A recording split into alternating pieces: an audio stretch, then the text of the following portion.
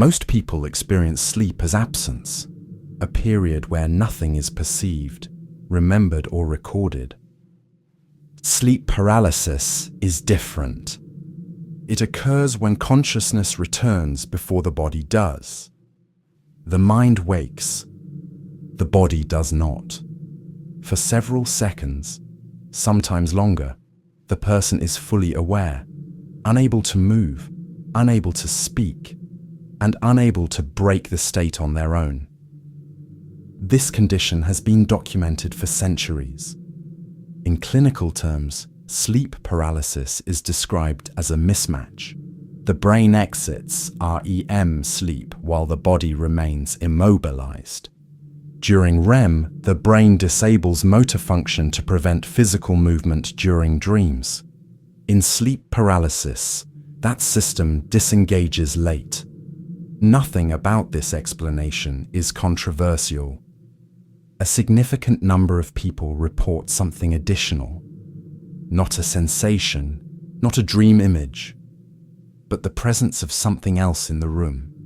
The experience is not described as symbolic. It is not described as imagined. It is not described as distant. It is described as close, often close enough to feel its weight. Not everyone who experiences sleep paralysis reports this, but across cultures that developed independently, across languages, religions, and centuries, those who do report it describe the same interruption.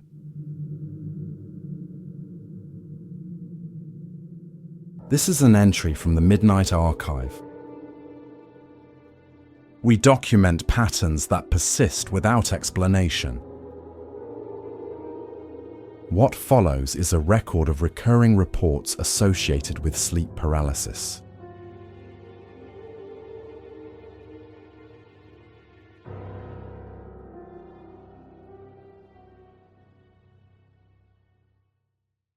Sleep paralysis does not always involve a presence.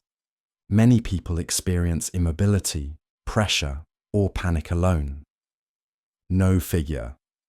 No sense of being watched. But when a presence is reported, the details narrow rather than expand. These accounts were recorded independently, in cultures separated by language, geography, and time. They do not reference each other. They do not borrow imagery. And yet, they converge. In parts of Newfoundland and Northern Europe, the experience is often described as visitation. The presence is typically perceived at night, during partial wakefulness. Movement is impossible. Speech fails. The sensation reported most consistently is weight. Witnesses describe pressure on the chest, as if something is sitting there. Not standing, not hovering, sitting. The presence is rarely described in detail. Faces are often indistinct or not recalled at all. What remains clear is proximity. It is not across the room. It is not at the doorway. It is close enough to be felt. Many accounts emphasize recognition rather than surprise. The moment is described as sudden, but not unfamiliar, as if the experience had occurred before, even when it had not. In Japan, sleep paralysis is known as kanashibari. The word itself refers to binding, a state of being restrained. As in other regions, immobility is central. But reports frequently add something else, a presence positioned near the body, sometimes above it, sometimes beside it, and witnesses describe the sensation of attention, not merely being observed, but being focused on. The presence does not speak. It does not explain itself. It simply remains. Many accounts describe fear, but not confusion. The experience is understood immediately as wrong, not as a dream, and not as imagination. the paralysis ends. The presence does not linger, but the memory does. In parts of Brazil, the presence is referred to as pisadeira. Accounts describe a figure that arrives at night, often after the person has eaten heavily or fallen asleep on their back.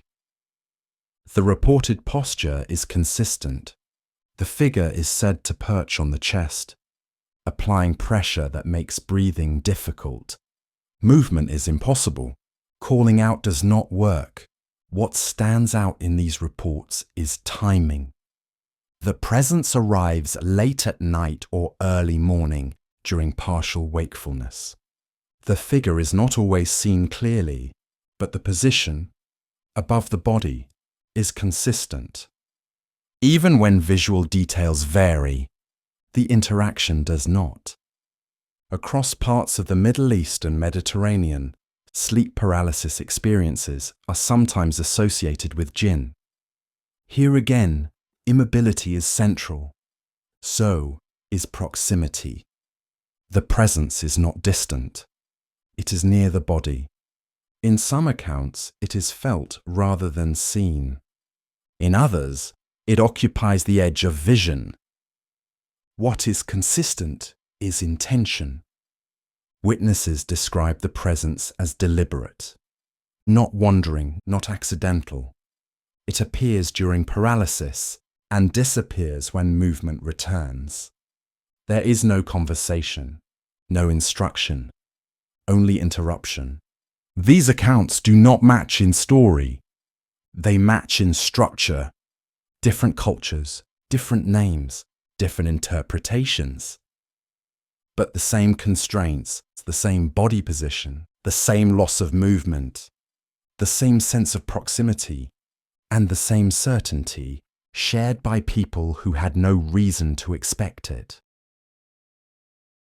When these experiences are described individually, they appear subjective, personal, influenced by culture, shaped by belief. But when the reports are compared side by side, the differences begin to fall away. What remains is structure.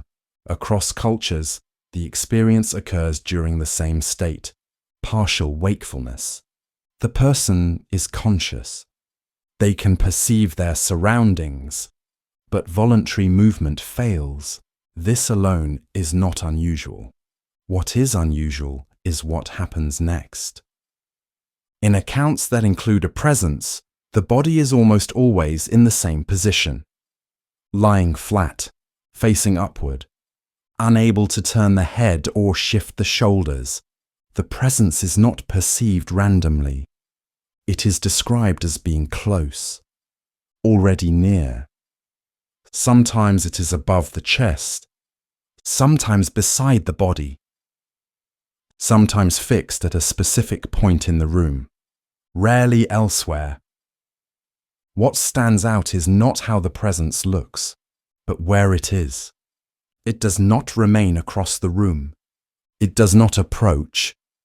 It is simply there, close enough to be felt, close enough to command attention.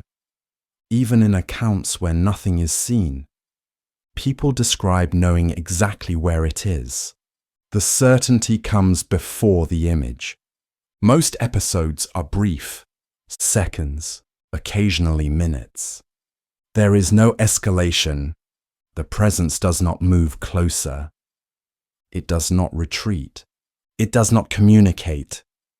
It remains until movement returns. And when it ends completely. The weight lifts, the space clears, the room returns to itself. Nothing appears disturbed.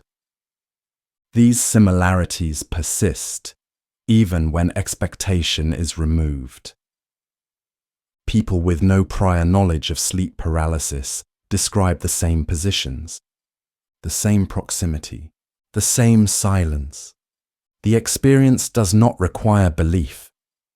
It occurs in people who dismiss it outright. In clinical settings, sleep paralysis is well documented. The paralysis itself is understood as a mismatch between consciousness and muscle inhibition.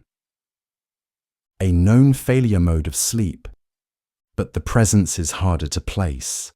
Laboratory observations record heightened awareness, elevated threat perception, an intense focus on the immediate environment. Yet no external stimulus is present. Nothing enters the room. Nothing touches the body. And still, the experience feels directed. Importantly, not all episodes include a presence. Many involve only paralysis, only panic. But when a presence is reported, it follows the same constraints, the same positions, the same proximity, the same refusal to reveal itself.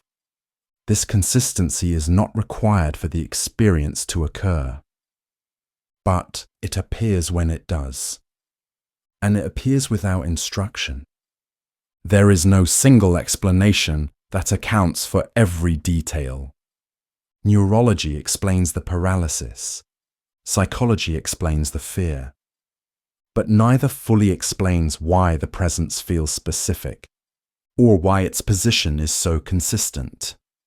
To understand that, it may be more useful to look at what is missing from these reports, and what never appears at all.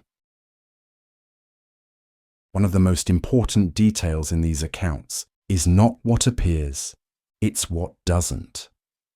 Across cultures, the presence rarely speaks. It does not issue commands. It does not explain itself. There are no warnings, no messages. The experience is defined by silence. Very few accounts describe movement. The presence does not advance. It does not retreat. It does not pace the room or circle the body. It simply occupies space. There are also no lasting physical traces. No marks on the body. No displaced objects. No signs of entry or exit. When movement returns, the room is exactly as it was. Even fear behaves differently here. This is not the fear of being chased or attacked. It is the fear of being noticed while completely unable to respond.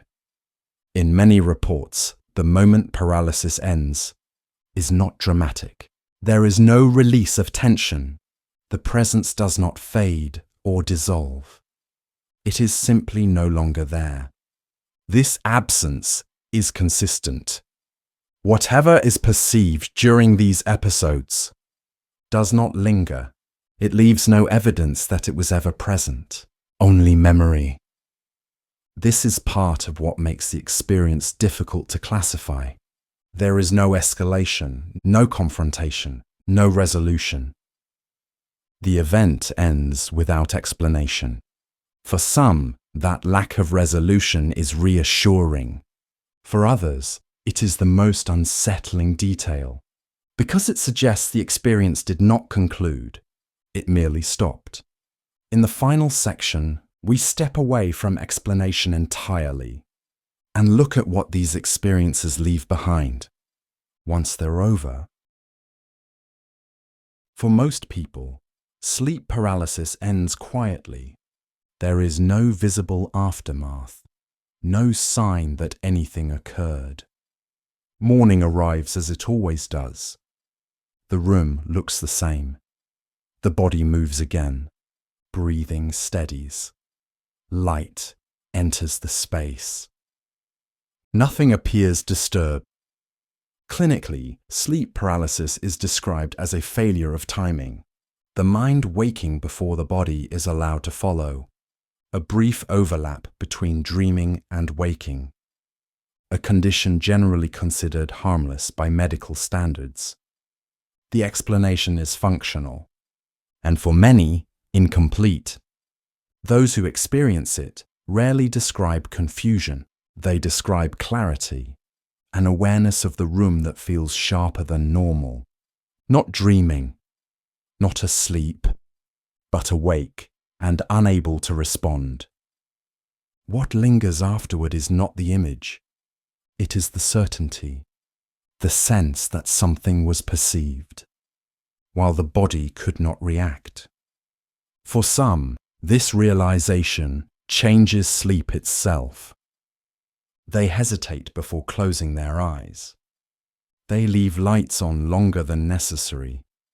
They become aware of the spaces beside them, above them, behind them, not because something is there, but because once they could not move to confirm it. Across cultures, the names change. The figures differ, the explanations shift, but the experience itself does not. Immobility, awareness, and the sensation of presence. Medicine classifies the experience as internal, and yet across cultures, people describe the same thing. A presence that feels external, specific, and immediate. This has been an entry from the Midnight Archive. Sleep paralysis is understood as a neurological event, and yet, across cultures, people describe the same thing. A presence that feels external, specific and immediate.